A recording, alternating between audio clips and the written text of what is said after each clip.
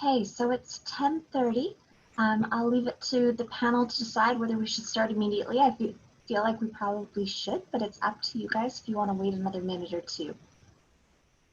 No? Okay, great. So welcome back everybody from your break. My name is Kim Peake and I'm with my esteemed colleague, xaÞ�qanaṭ, and we're both with the BC Support Unit Interior Center. We're both very pleased and honored to be your hosts for this morning's 1-hour breakout session. You'll see that we're now using Zoom meetings. That does not include the Q&A. So please use chat to engage with our presenters. Please include your question or comment and who it's for, so that way the proper presenter can respond. Remember that the chat can be used for exchanging email addresses for later as follow-up. So let's get started. Can I pass the virtual microphone to our presenter?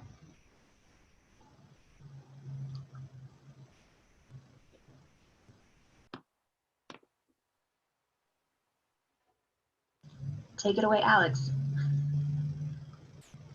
Yeah, so I'm not presenting, but I'm just going to share my screen. If someone can nod, perhaps Kim, if you can see my screen.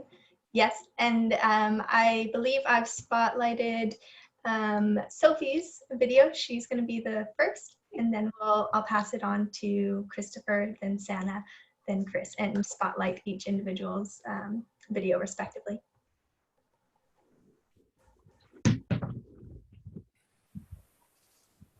So I can start? Now that will get. Yes. Welcome.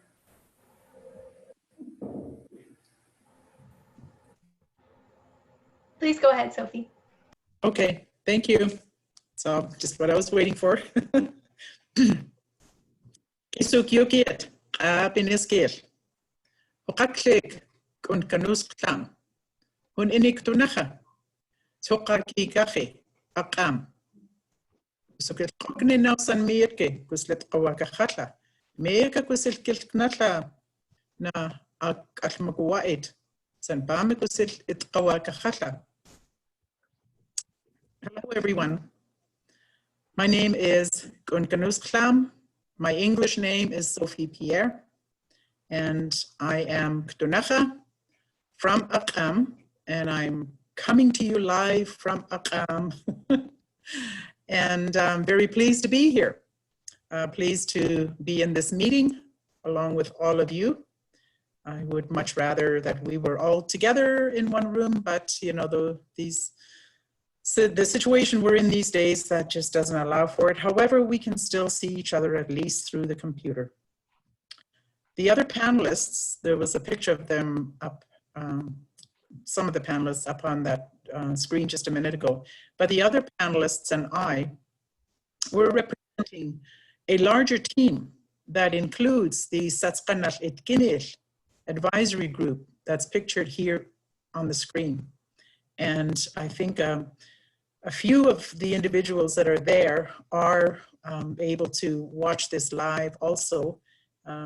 And hopefully we're going to be able to have everyone see this. So our advisory group is made up of ʔitkiniṭ elders and knowledge holders and language speakers who are really the present day holders of our linguistic, cultural, and spiritual identity as ʔitkiniṭ. Many of us, we are individuals who have the lived experience and stories of resilience through the residential school system. And it's this experience, I think, that really has brought us together and helped us in being in a place where we can share our stories with confidence, and we can share our stories knowing that this is what we have to do. Many of our people are also intergenerational survivors of the residential school. But the thing with our group is that, as with everyone, we bring extensive expertise and experience in many areas. We have experience in scholarship, in research, economics, business leadership, and governance. Particularly with our group here in ʔitkiniṭ, the rebuilding of our ʔitkiniṭ nation governance structure is of utmost importance to us. Some of the members of the advisory group, as was mentioned, are the larger team. They're present in the virtual room, and they have formed what are called watch parties. And it's kind of a funny term, could mean all kinds of things, but it just means that, you know, they're able to join us live, because if there are questions that are coming up, oh my goodness, I'm sorry about that, I can't help that. That's my my landline. I still do have a landline. Sorry about that. It will stop right away. Anyway, we have formed these watch parties in our communities so that we can have participation from them and possibly even pass off some of the questions to the larger group of our elders that are watching this presentation. In terms of the project background, when we started this exercise, and the very first meeting that we had, our task immediately was to give a name to this project that we were going to be working on together with our partners, the Interior Health, University of British Columbia, University of Victoria, and ourselves. And so we were talking about like what was the name in ʔitkiniṭ that would represent what we were going to be doing. And we came up with, of course, the name that we have now, xaÞ�qanaṭ, which initially we were translating as many ways of working together. And as I think that all Indigenous groups find, is that when you're trying to translate from English into your own Indigenous language, it is not an exercise of just word for word translation. That doesn't work at all. What you need to know is, what is the concept that is being presented in English, and then you describe that concept in ʔitkiniṭ. You don't try and do a word for word exchange. So we worked on this for a while, and the term xaTsqanaṭ continues to be our name because it's reflective of what we have done, so that we are all we recognize that there's many ways of us accomplishing the same thing. Now, in having more discussion, as we always do, about our language, and we're always doing translation of other phrases, translation of different stories and things. We've continued on the discussion about xaTsqanaṭ. And there's really a beautiful way of kind of describing this that has recently been brought to the table by Christopher. And I just think that it describes probably better than anything else what we're talking about here. You know, you picture working on a vest, a beaded vest. And so you've got one person that's beading one side of the vest, and the other person is beading the other side of the vest, doing exactly the same thing. You're going to end up with something that is going to be able to come together and create a beautiful vest, but you've got two different parties working on the same thing. So we've now got the translation for xaTsqanaṭ, maybe a little bit broader, by saying that this is many ways of working on the same thing. Anyway, I guess it goes back to that whole concept of, like, what's in a name? You know, is a rose still a rose? It's got a different name. xaTsqanaṭ still, you know, xaTsqanaṭ. It means the picture that you see on the screen now. Many people working together for the same end. So the xaTsqanaṭ, we feel like, continues to be the most appropriate name for what we are doing here, because of what it means to us in ʔitkiniṭ, what it means in our hearts. I've already mentioned that ours is a partnership, and it's a partnership that is working because it is a partnership that was created from a place of mutual respect for each of the parties. And I think that that's really what's made it a workable experience. Because our experience is not that good in working with researchers, in working with the health system, as I know that there's another group that's discussing that right now in terms of improving relationships with Indigenous people and providing health services. So our experience is that the usual thing is people come in and they tell us that they want to work with us, but really what they're saying is they want to tell us what to do. That's not really the way that you work with someone. You come to an understanding on having the same goals. So what has worked for our case is that we were not just a box that UBC or UVic or Interior Health could check off. That what they really came here to do and in meeting with us recognized the importance of having a real partnership, a real working relationship. We recognized as a group that perhaps this project was going to be a little bit different because there was an understanding of the importance of including community, and it was right there from the beginning. I think that when we saw that where we were going in working with the community and not, usually researchers, they like to find one expert that's supposed to know everything and work with them. Well, that's not the way it works with our community.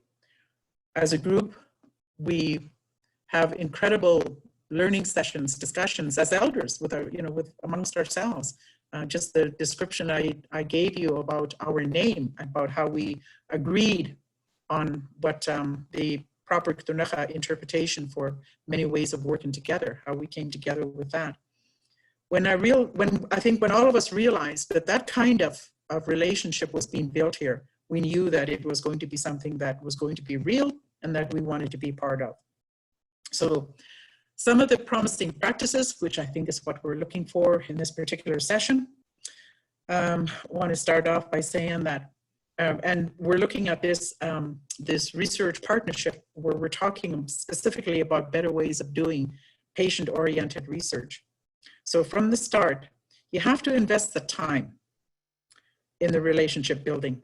And I'm using the word invest very, very deliberately. It is an investment.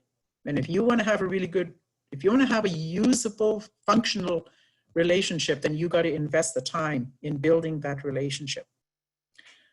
The research, when you're talking about getting information out of a community, then it's got to be community driven. And it's got to follow the leadership of the people in the community, the elders and the knowledge holders, and whatever advisory group that you're going to be working with.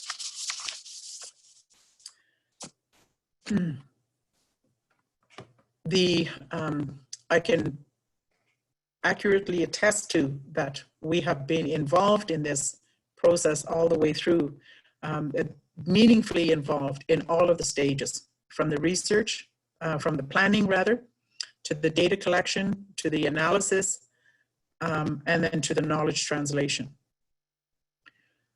The research proceeded at a pace that was required to ensure that our participation, that we felt good about our participation. And we are probably more, like we're more harder on ourselves to make sure that what we are wanting to get out there is actually, we're able to present that. So we check and double check everything that we're doing, and we check it with each other. We don't just rely on one person to decide that, yeah, what's coming out of here is right. It has to be the group, we work with the group. Therefore, that requires, like I said, time, but it also requires resources. And it's very, very important to consider that you must have a way of recognizing the importance of the elders, the knowledge holders' participation. And you do that through compensation for their time, acknowledgement of that, you know, everyone's time is worth something. And usually, you know, what used to happen is we'd have researchers come in and take our knowledge, and then we'd never, you know, you never hear from them again, you never see them, and you don't get anything back.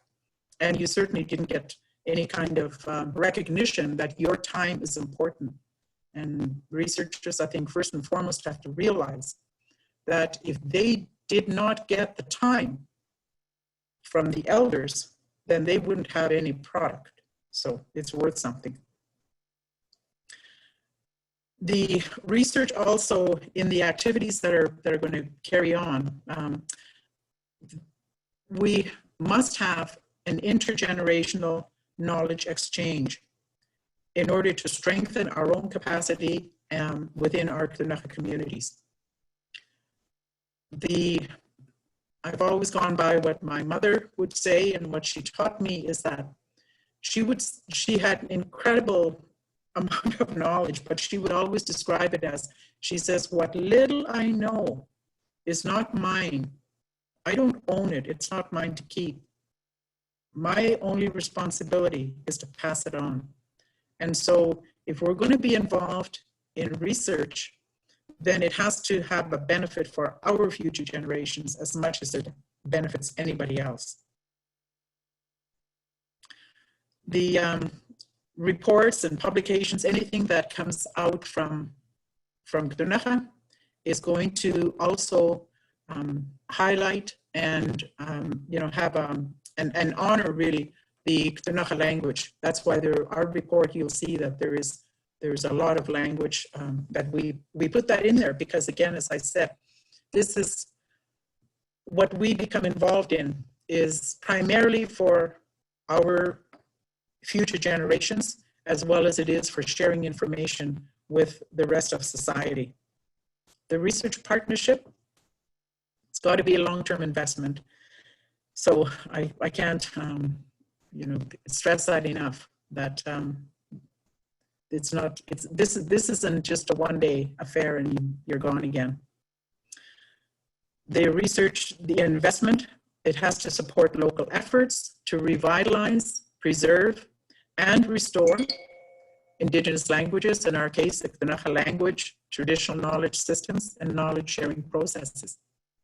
That is the main message that as elders we have, is that you're going to be wanting to learn from us, then you have to invest in us as well.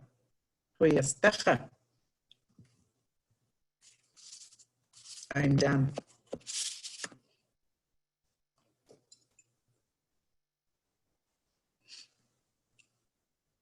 Anybody out there? Hi, Christopher. Yeah, I'll okay. mute myself now. Okay. So I thank you for that introduction, Sophie, and I don't want to take up too much time here because I'm sure some of you just saw me go on and on for the better part of an hour about this, but I thought there would be a couple of opportunities to talk about things specific to this project.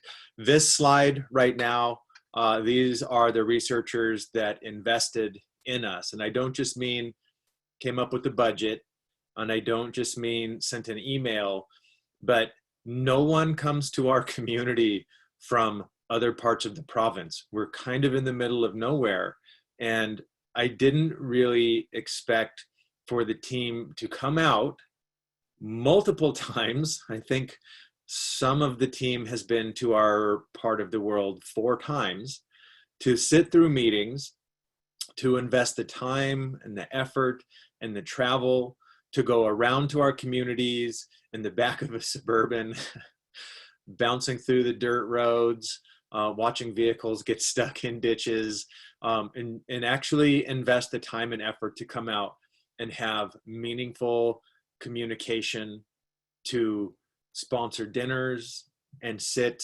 and do the kinds of things with us that we've been telling people forever that you need to do. If you want to know what makes us tick, you can't read a bunch of literature and then talk to us on the phone once. You need to come out and spend some time driving around our part of the world and getting your hands dirty and digging some of those roots and cooking meals for people and serving people and those things that are very big cultural signals in our community. And this team really did that. So first and foremost, there are 3 nice federal research projects that we are working on. And this one laid the groundwork for us to be able to really do the other projects. It gave us the blueprint for how to engage the elders using the Thinking with One Heart methodology. And all we did was now add a way for that community to interact with the outside world. And that was what was the biggest jump forward right now. If we could pause it on this picture for a second, Alex. This, I think, was the first time that we really sat in a room, not just the elders, but also one more, the 3, yeah, that one. What we actually did here was our elders sitting in that circle actually invited the ʔitkiniṭ researchers to sit with us. And Don Sam, the director, sector director of the Traditional Knowledge and Language Program, and I found a way to prop this whiteboard up. We stole it from somewhere in the building. I'm not exactly sure where, but I notice it's still in the museum space.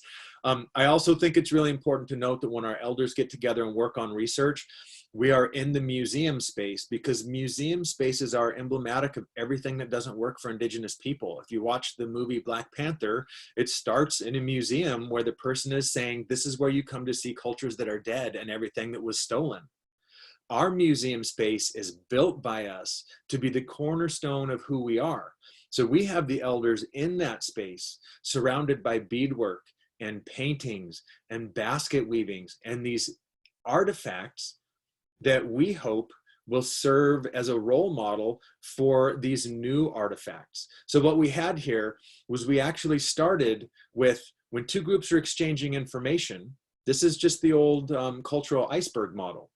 The elders, the first thing they said was, we don't really have icebergs, let's call it a cultural mountain. And we eventually changed it into a mountain, but we wanted to talk about the kinds of things that were very visible, very overt, very much shared, the kinds of surface ideas that you interact with people over. And then the further down in this iceberg, we find deeper cultural structures that are not as open, that are not as readily available. They require more time and more effort and more interaction.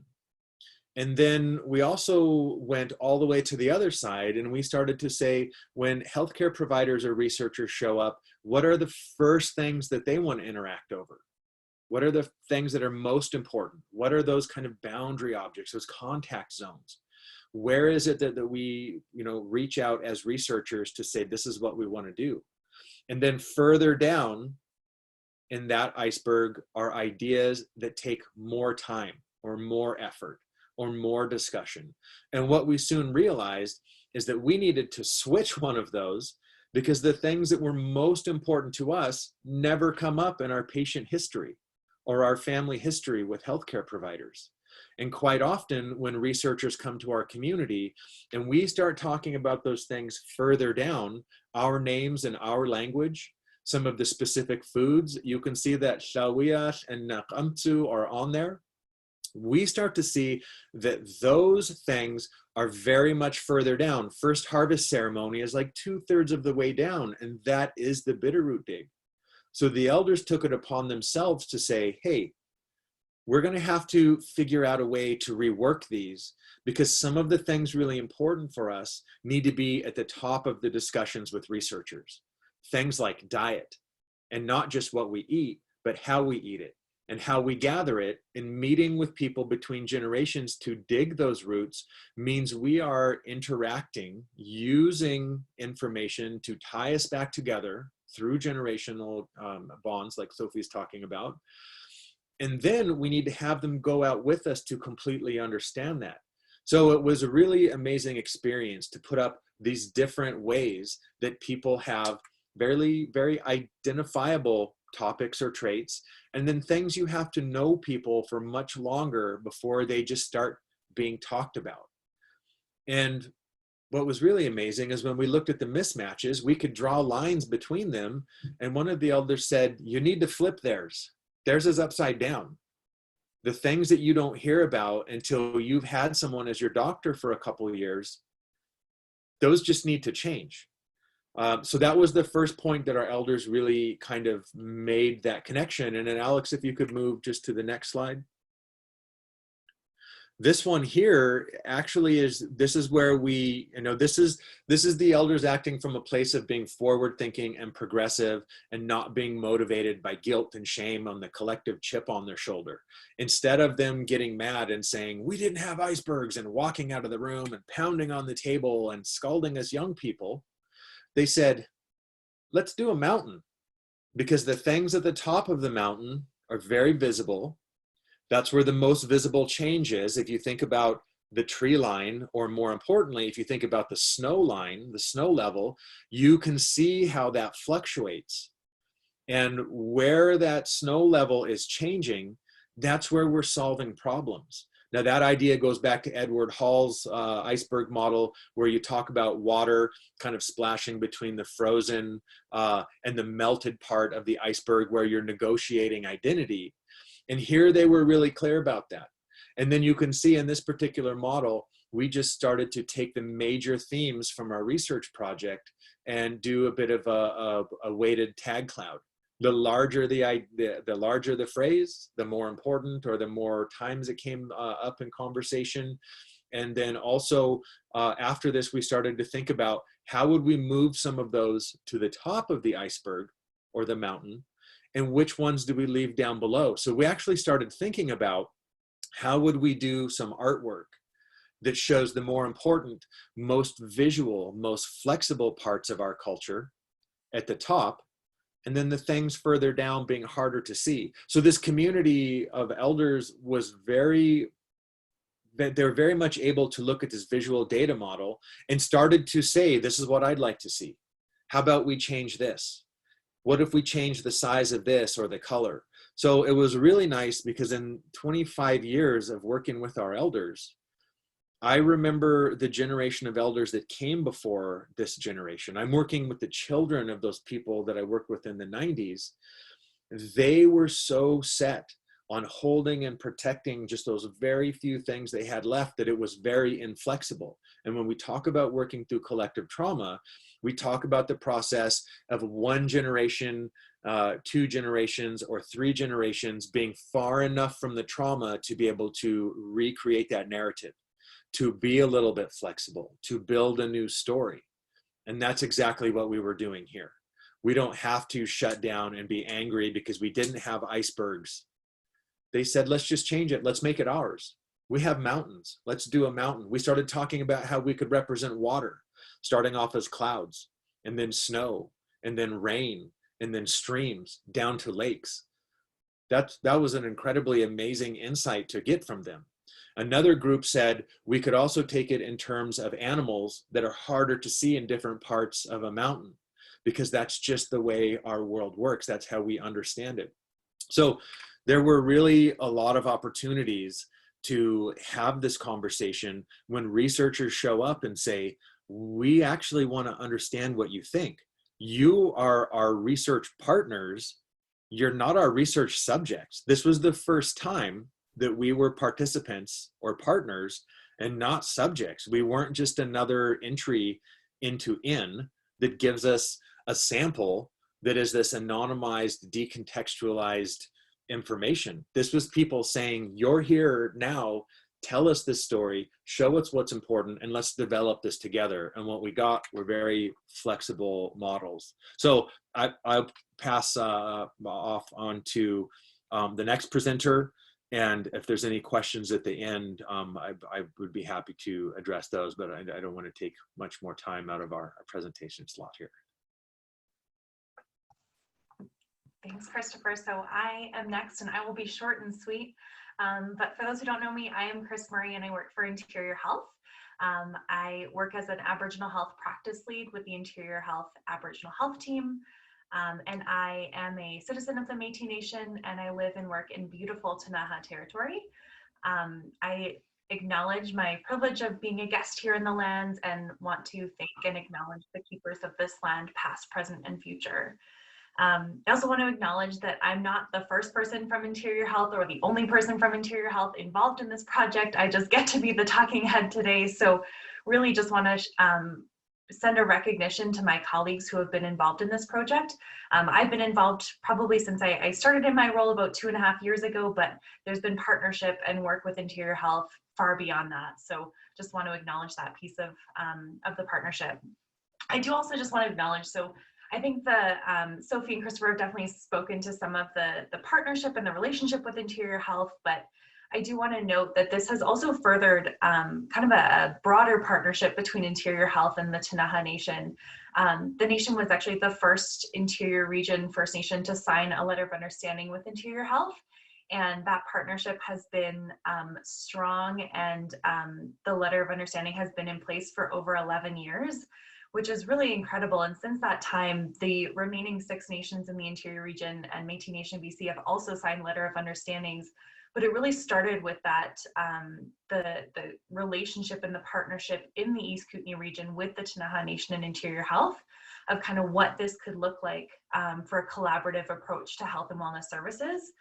So I think this research project that Sophie and Christopher have done an amazing job describing really furthers that partnership and furthers that relationship to acknowledge that the Western healthcare system doesn't meet everyone's needs, and in fact probably doesn't meet many people's needs. And so how can we do this work together to better understand what a collaborative health system will look like, and what a system that is culturally agile and culturally responsible can look like. I do want to acknowledge that I think the inclusion of Interior Health in this project from the start has allowed for ongoing knowledge translation and not really a waiting for any outcomes or outputs to do that type of knowledge translation. But along the journey of doing this research project, there's opportunities to learn from the methodology, the relationship building, the community-led approach that can influence the healthcare system, on an ongoing basis, and, not coming out with an outcome or an output that then we say, how do we get this to the system? We can do that on an ongoing basis by having the partners all at the table. So I want to recognize that approach has been consistent from day one. I also think that this project has allowed for time and space to do the work of community-led research. And often I think there's not that time and not that space allowed in our health system. And so a recognition, I think Sophie mentioned the investment piece. I think that has really given the space for collaboration, the space for community members to come together and build those trusting relationships and reciprocal kind of accountability to partners that can further this work. And then I just want to, I will wrap it up super quickly as kind of a partner in the research, but just want to acknowledge the advisory group and the other members of the team that are on the call, and the many people who are involved in this project. I think the 4 of us have the privilege of speaking to it today, but there are a ton of folks who are committed as allies, as contributors, and as supports for this work. So want to recognize that that's truly the case. So appreciate the chance to speak, and we'll pass it to Sana.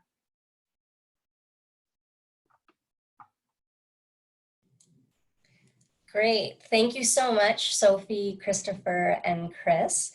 My name's Sana. I'm joining you from the unceded territory of the xaİtkini̔ Nation.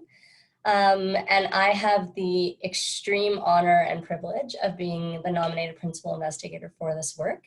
And I just want to take a little bit of time. I'm not going to sort of repeat what has already been eloquently explained about our project, but just talk a little bit about sort of the systems perspective, or some of the facilitators and barriers to this work, in the spirit of supporting learning and thinking through how we can continue to build on the processes that we've discovered as a team. So I just want to talk a little bit about sort of my history and sort of how we all came together to do this work. And so part of the work started from the Equity Lens and Public Health project that our co-investigator Bernie and I were working on. And one of the big findings we found across the province of BC, which I'm sure is going to resonate with a lot of people, is that the healthcare system in BC continuously pointed towards Indigenous people, communities, and knowledge as being the leaders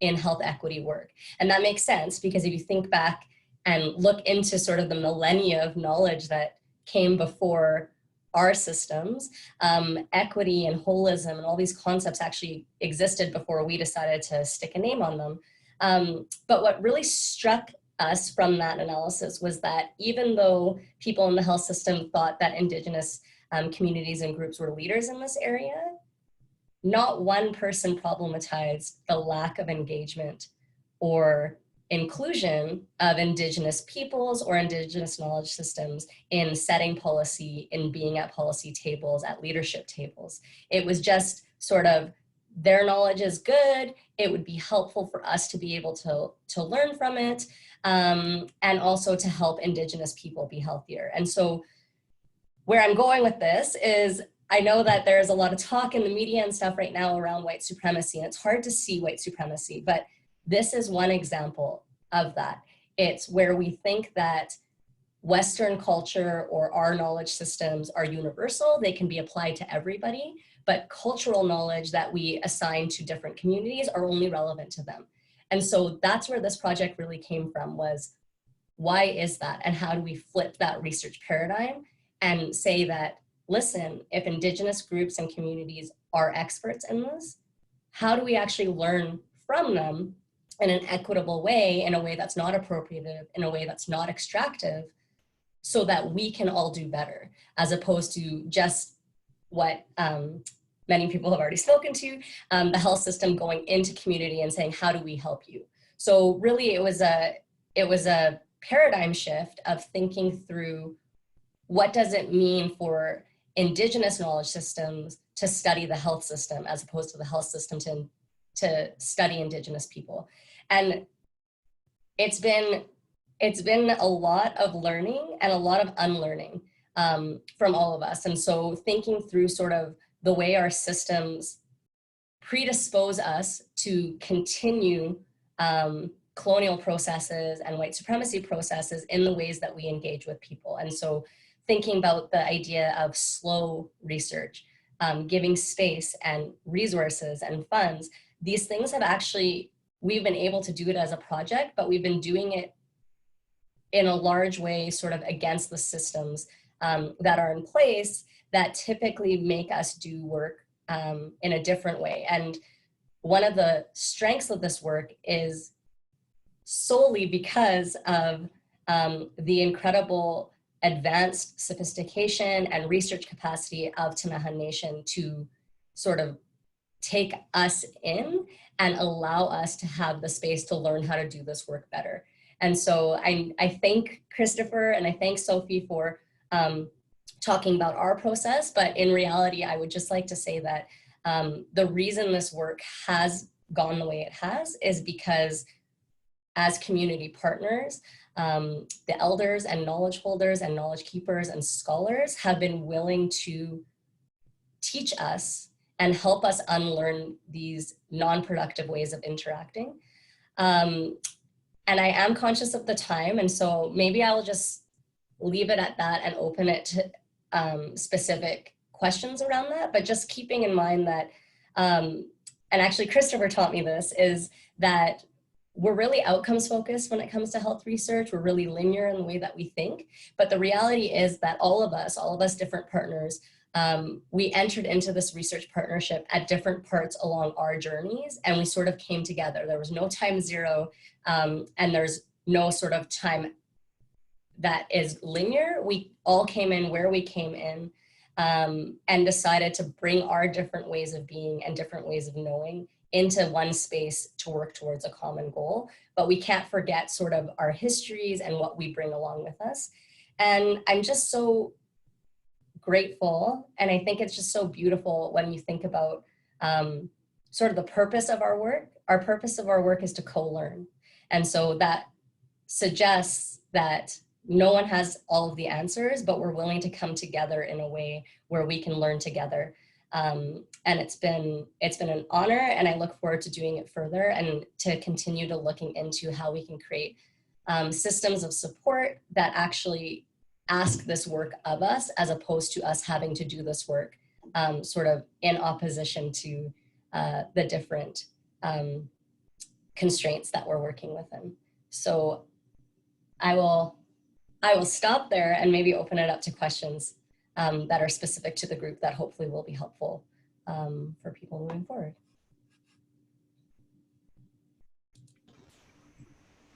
Thank you, Sana. And if anyone has questions, please feel free to put them into the chat box and we'd be happy to read them out.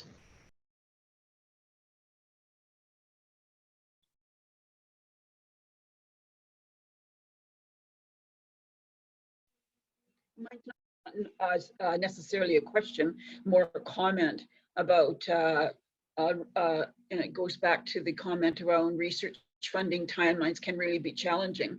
But I think as we continue to build those relationships and extend that, and extend our concerns in Indigenous research, like we are here, and hearing Christopher and Sophie today around that, I think researchers and funders are beginning to listen a little easier about that, and and part of that is the BC Academic Health and Science Network, when they were looking for a patient partner for their board of directors, they looked for someone with an Indigenous voice, and that Indigenous voice is me, as a Métis Saulteaux woman from I'm in Kamloops now, from the Manitoba Métis Federation, and I think that speaks volumes in the last couple of years, and it may only be one appointment, but I know in other areas there are, funders are beginning to, really take notice. Thank you.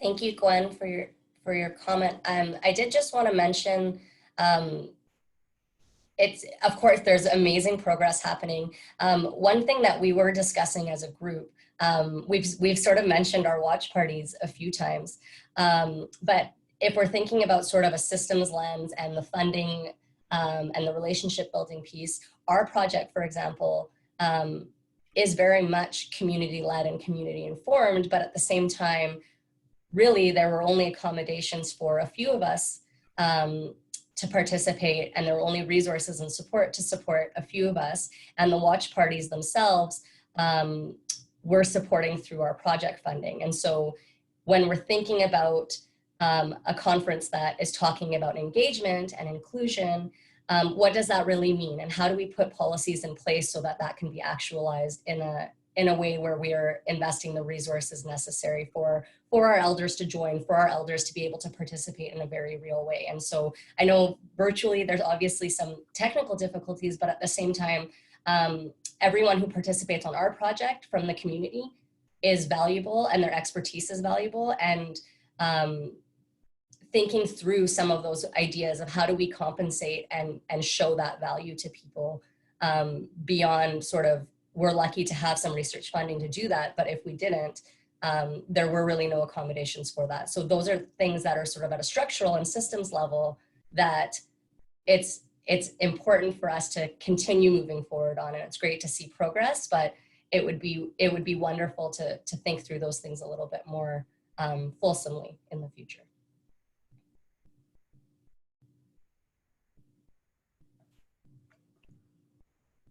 I think one of the things that's also worth mentioning is on this project, really at every phase, when the Indigenous people working on it made a suggestion or identified an area where there was a potential conflict, or where there's been a philosophical or an epistemic overlap, where in the past researchers have just assumed that their approaches would be preferenced and would be the default.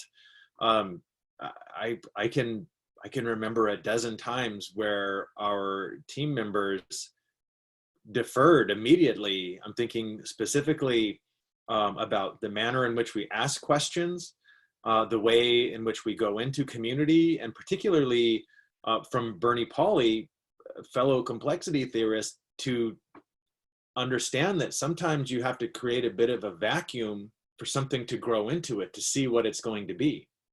These are emergent processes.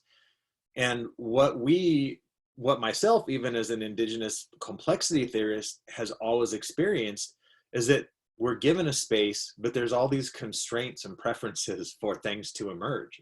And that's just not helpful. That's not the way things emerge. It doesn't happen like that.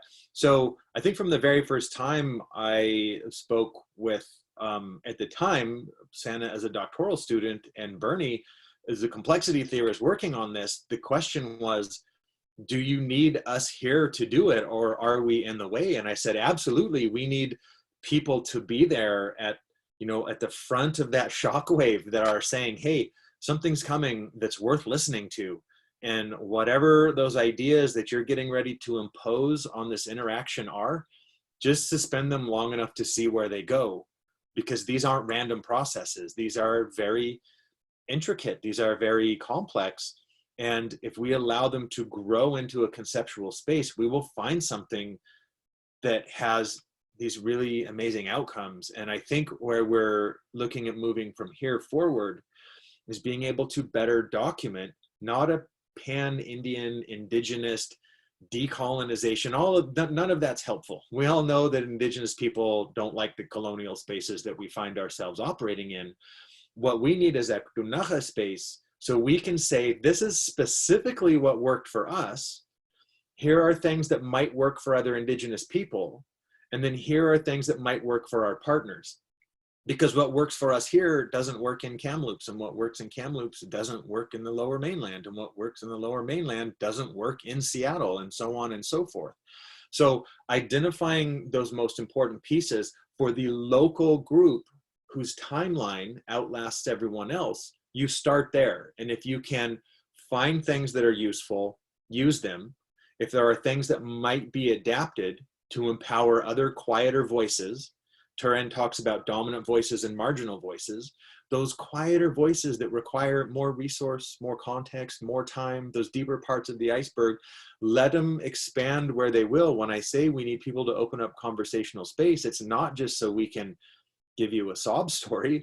It's because we probably got a really good idea that if someone just listened long enough for us to get our foot in the door, it's going to grow into something that's really useful. So I do just want to say that, and I want to highlight that that was the approach of this project from the very beginning. Not applying decolonization, not applying indigenous, not applying what UVic or UBC or CIHR or anyone else was doing. It was, let's create this vacuum and let's look at this phenomenon and see where it goes and what we can learn from it afterwards, so we can find these self-similar processes. So I just had to get a little chaos and complexity in there. So I just had to. I guess, Chris, my question is, so how do you do that and yet harness and leverage the funding that's available to the system? So like, there are some opportunities to be funded in this work, and if we want to make sure that people are resourced appropriately in communities to participate, we need to engage in that funding. That's kind of the only source for some of this work, right? And so how do you do that appropriately? I'm just wondering what you guys actually did. Like, at what point did you apply for funding, and how was your project funded, and how did you do that in the way that was congruent with the way the community wanted to work? Those are the questions I have coming from the North. We're trying to establish some of these relationships and fund them appropriately, and this is where I'm having trouble. So, Julia, that is the challenge of our lives is figuring out how to toe the line. So basically, how to fit ourselves within the current structures so that we can continue doing this work without violating the boundaries of the work that we're doing. And so we're 5 days away right now from submitting for our next project grant. And that's the trouble. That's the issue. Like, I can't explain how many brain cramps I've had because we're having to basically fit what we're doing. And it's perfect how Christopher just explained it, because how do you tell a funder what you're going to do if what you're doing is emergent processes. And so basically what we've done, and we've had middle of the road success, we've had some funding, we have not been successful in some other funding, is we're inviting funders to come on a journey with us, and to come on a journey with us where it is dynamic, where we don't know where we're going, but we're doing it for a purpose. And the purpose is to actually shift systems. And so if we're trying to do transformative change, for me to come and sit and tell you that we're going to collect this data, and then we're going to do this intervention, is actually completely incongruent. And the reality is, a lot of our funding systems and a lot of our institutions are actually incongruent, because they say out of one side of their mouth that they want reconciliation and truth telling, and they want systems change, and they want transformation. And on the other side of their mouth, they create systems that make that impossible for us. And so when we're thinking about how we fund our projects, we are very, very conscious of, for example, the budget that we're putting in for this next project is close to 70% of our funding is going right directly back into the community, and it's going to the community in really thoughtful ways. So it's not necessarily always traditional. So for example, most of our partners are participating through fellowships and fellowships through the university. And the reason we're doing that is to sort of change the systemic understanding of what's valid knowledge, who's a scholar, who gets scholarship. Is it just the students who manage to get into our university, or is it the scholars from ʔitkiniҭ Nation who have all sorts of expertise that's extremely important to us and is valid? And so when you do capacity building from that perspective, not only does the system get to learn, but the people who are giving that knowledge actually get access to resources and get to build their career and get to build their research careers, as opposed to just taking and taking. And to that point, and it was something I had wanted to mention earlier, is we talk a lot about knowledge translation. Interior Health talks a lot about it. We talk about it as researchers. We talk about it a lot in this project. And the challenge with knowledge translation and outcomes research is it's extractive. It extracts knowledge and findings from communities. And what we're trying to do, and we're trying to shift the tide, and I'm really glad that Chris Murray actually picked up on that like very nuanced point, which is that while we're doing our work, we are trying to shift systems. We are not going to give you a report that tells you what ʔitkiniҭ is going to do to make their health systems better, because frankly, that's none of your business and it's not relevant to you. That's not what you need to know. And I can't tell you how many requests we have to deal with they only want that information. They want to see the model. They want to see what we're doing. They don't want to know how we're doing it. They don't want to know why it's different, and they don't want to know what they need to change to participate. So thinking through, how do we actually change what knowledge translation means? How do we change what pieces of information the health system wants, rather than saying, here, come and spectate on this community?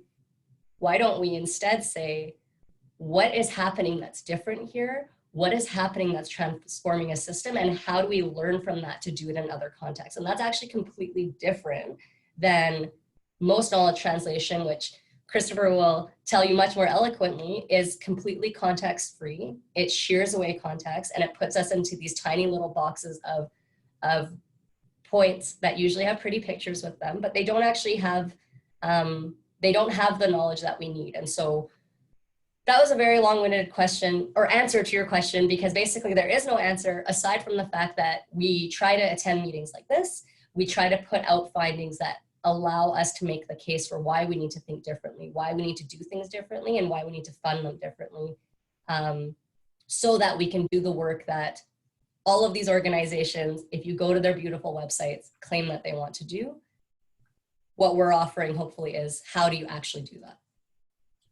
I just want to add that we've taken this ʔitkiniҭ research project framework, and we're now trying to run our other research projects through a similar process to make sure our chiefs and councils, our elders, our community members have the ability to contribute using that one heart methodology on everything.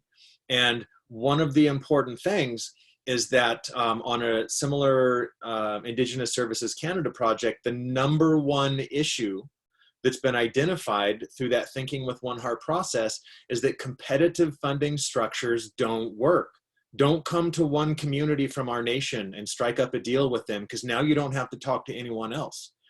Don't come up with a budget that's researcher heavy but doesn't include us and then we're an afterthought. Those things aren't helpful. I also want to say, I want to thank right now, because we do have some of our elders at a watch party, the sisters, Dorothy and Laura out there. Thank you for sticking with us. I just received a picture that they are watching right now. And then also our research assistant, Shawnee, described the process as the most technically frustrating thing in her millennial life. But this is what happens. We got to stick with it. We've got to find a way to get everyone in. We have to have, oh, there they are right there. I see the sisters watching. That's beautiful. I'm happy to see you in here today, aunties.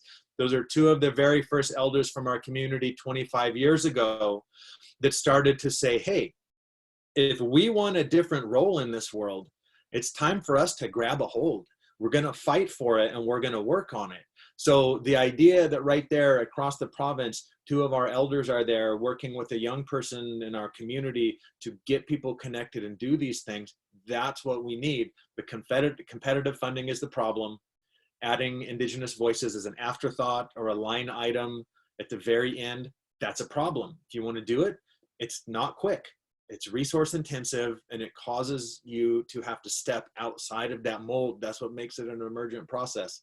Anyway, I just wanted to say hi to my aunties there. It's Dee. Would it be okay if I just added a comment about the funding part? Just because, San, I think your comment just about how this project teaches the system.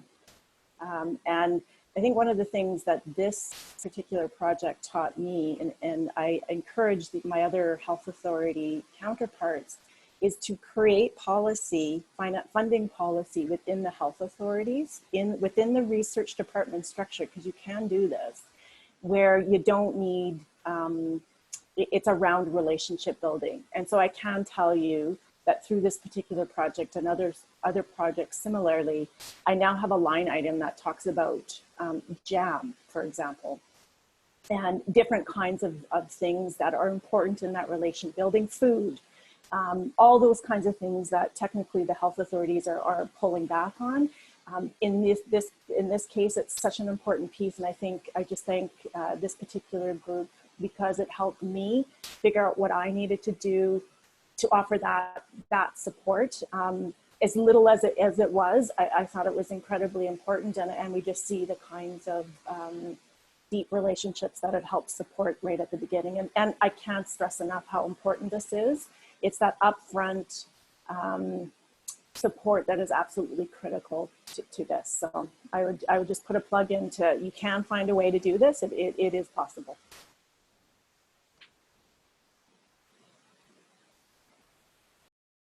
And also, even people that are tweeting now during the event, hitting these points about continually improving funding and opening conversational space and listening to quieter voices, which is how that translates in our community. Those are what we need to put pressure on institutions and research bodies to understand that the way you're doing it is hegemonic. You are sharing away our experience when that's central to your funding. Just because you've written 50 books on it doesn't mean that any one of them was ever completely accurate. I would say they probably weren't. So let's start over together and let's divide. It's not pie, right? We can divide it all up and we can all get what we need out of it. The one important thing, and I'll kind of close my part of this, was that at the very beginning of this process, I sent the research ethics paperwork to the research team and I said, this is really important. You will be the first real project that goes through our research ethics process where we assert our voice. And there was not even a question about it. It was like, absolutely, we'll do that. The other thing that's really important about that process was that for the first time, it gave us the blueprint of how to work with these other institutions and organizations and find our feet, basically find the place in this world where we can stand. And it was just really amazing to be able to go through that, not just so that I could be a part, and not just so we could start questioning some of the processes and reports and practices from the past, but it was, again, our opportunity to speak with our confident voices from a position of authority that we always knew we had. And that we have elders that are sitting out there right now saying, yeah, absolutely, it was important for me to be here. It was important for us to use our voice and not just shutting down and being mad and yelling at people. I got yelled at enough, all right? I'll take that on for everyone. Give me your questions and we'll find a way to do it without you getting yelled at the way that I did. But it has just been an amazing process from the beginning that's helped us to refine our entire approach to research. And that is really what this project has done. It helped us to rethink everything. It gave us the model to test the pressure at every valve and every joint to make sure the system didn't blow up when we started pushing information and ideas through it.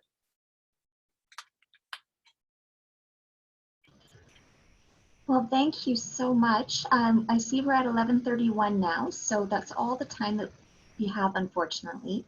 The most sincere and heartfelt thank you to all of our presenters and the attendees for contributing to the Putting Patients First 20 conference today.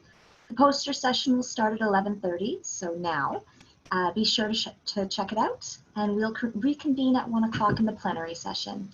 Enjoy the rest of the conference. Take good care. Thank you guys very much.